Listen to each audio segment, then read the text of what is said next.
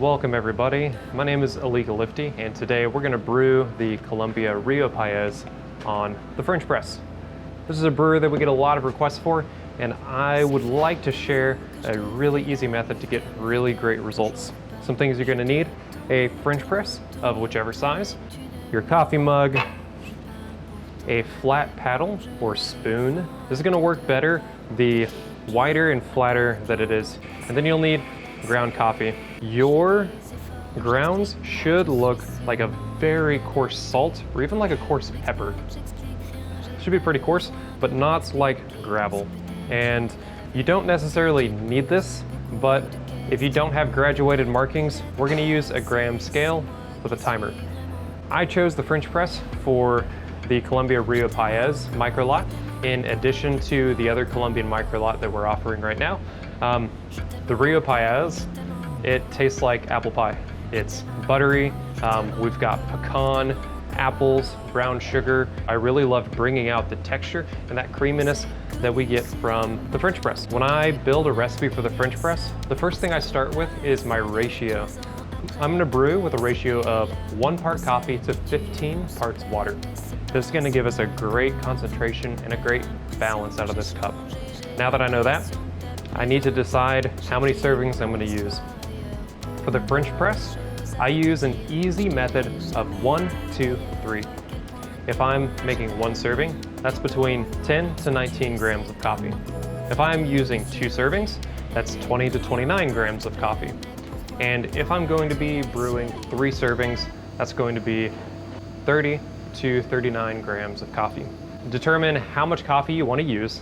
Today I'm going to make a 3-serving French press. I'm going to use 30 grams of coffee, and I'm going to be using 450 grams of water, just off boiling at around 205 degrees Fahrenheit.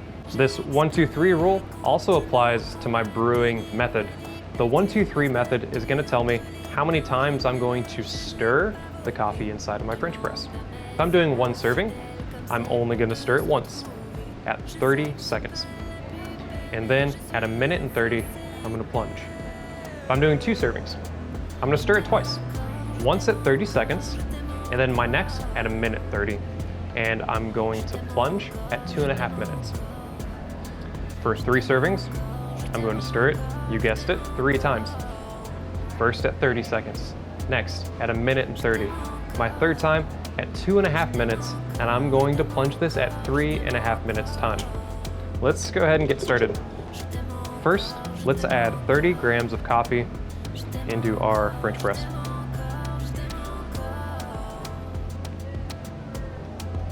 There we go, 30 grams.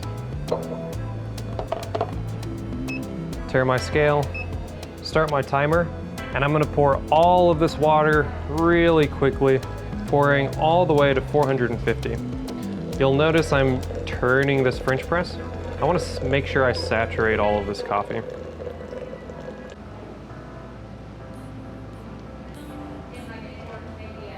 Then at 30 seconds, give this a stir. Now what I'm trying to do is ensure that there are no clumps, and that my water is evenly distributed in this brewer. Once that's finished, let's go ahead and add our lid, just to keep all of this heat in here. Now, this is a 3 serving, so that was stir number 1. At 1.5 minutes, I'm gonna apply stir number 2. Now, stir number 2 is again going to mix all of this coffee together. I'm going to be redistributing heat and saturated water to continue this extraction. This is gonna help us get more sweetness out of our cup. If I don't stir, it's gonna be really easy for these grounds to fall down, create a crust or float here at the top, and hinder my extraction. So let's take that lid off. Got this crust. I'm gonna start by getting rid of that crust and just giving ourselves a stir here in the bottom. I'm not going crazy. I'm not creating a whirlpool. I'm simply trying to redistribute the grounds and water, starting at the top, then working my way to the bottom. If this were a 2-serving recipe, I would almost be ready to plunge now, but this is our 3 serving. And so I still have a third stir to do. Now, the third stir is particularly important with freshly roasted coffee because those grounds are full of carbon dioxide. They're going to float to the top of our French press. And if I don't resubmerge those, I will increase the bitterness and astringency of my cup. And so at 2.5 minutes, I do my third and final stir.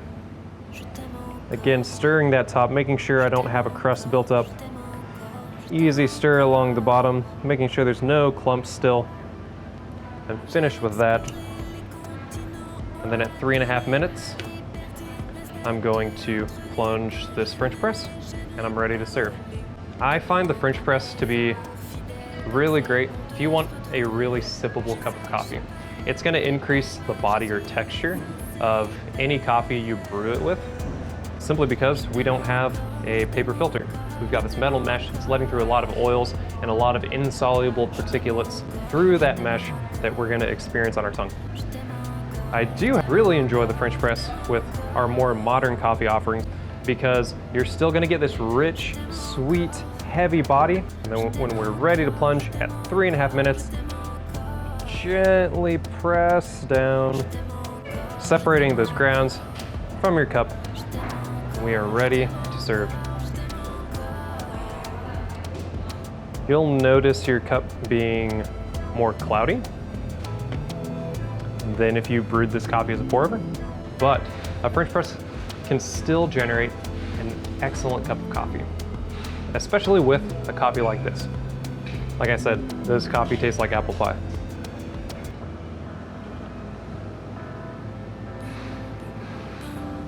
Get that tart apple up front, quickly followed by brown sugar.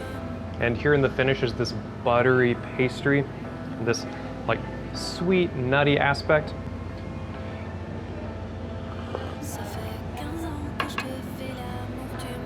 Rich texture, really great coffee. Again, you can follow this rule, the 1, 2, 3 rule for the French press. 1, 2, or 3 servings, get 1, 2, or 3 stirs with your paddle. Excellent job, everybody. Cheers and enjoy.